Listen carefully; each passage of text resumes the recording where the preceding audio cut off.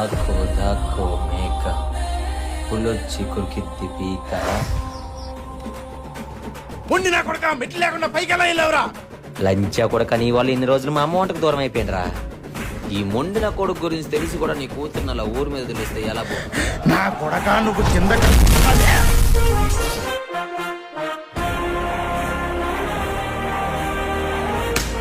నా కూతుర్ని చంపుతావా? కూతుర్ని చంపిన ఉన్న ముందెట్టుకొని సొల్లు చెప్తావేట్రా బోక్తే.